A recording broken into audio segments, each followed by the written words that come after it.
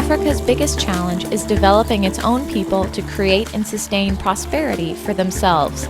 Malawi, which calls itself the warm heart of Africa, is typical of this challenge.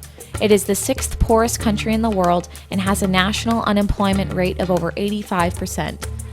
Microfinance provides a new opportunity by giving small loans to start a small business.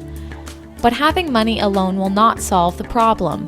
What's also needed is knowledge, the basic business know-how to grow, manage, and sustain a business. Africa Startup is a new initiative to teach basic business principles to microfinance recipients beginning in Malawi, Africa. Here are a few grassroots entrepreneurs who will benefit.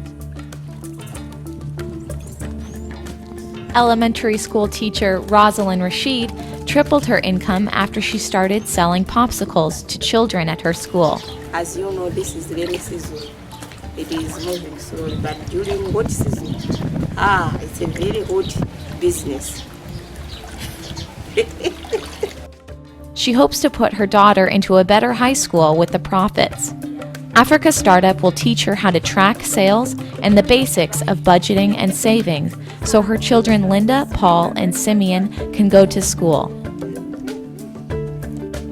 Bilton Salawila started a music school and recording studio with hardly any competition in his area, Blantyre, Malawi's commercial center. But people still don't know about his business. A little market research and promotion could really help Bilton draw music lovers from all over the city. Mr. Chikaza started his own product line called Kazo Honey, meaning something appreciated. He himself manages all departments of his business, from purchasing honey in the mountains, to packaging with his own label, to selling in the streets. Africa Startup would give him a business network to hire trustworthy employees who can help him manage growth. Rather than buying new electronics, locals take broken appliances to Chifundo, an efficient and trustworthy technician. But Chifundo often buys parts for customers without requiring payment up front. He now has a huge accounts receivable problem from unpaid customers and cannot pay his employees on time. Sometimes I do take my own money to buy the components. In 2009, I held a business training for local entrepreneurs to teach these basic business principles. The effects were far greater than I expected, including greater profits and a new sense of accountability for business growth. Africa Startup will provide a new, long-term model for business training that can be easily duplicated throughout Africa.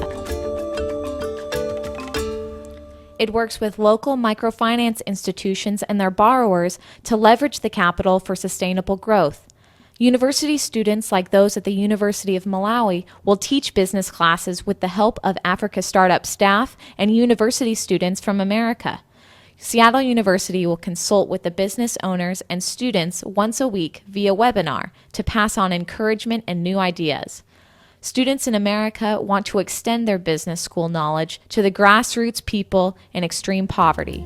Both will see no matter what the size of a business, prosperity earned by your own efforts makes a rich life. Chachisa, Maize Mill, and Scheller.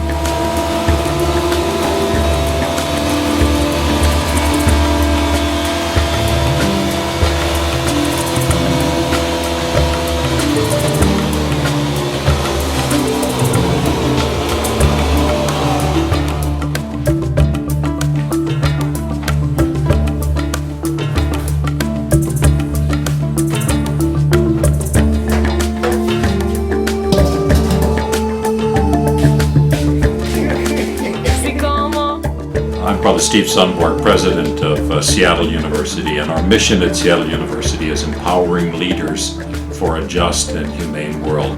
Africa Startup is a wonderful way of using a business education in order to help others in another country to take advantage of microfinancing and to make it impactful for a wider group of people. Africa Startup gives parents tools, not just hope, to make a positive future for themselves and their families, so kids can have regular meals, go to school, and enjoy their childhood, so Africans can enjoy life in their own beautiful countries. Startup Sustainable Development, Africa Startup. Louis is the only one? This time. First time? Your first time? First time.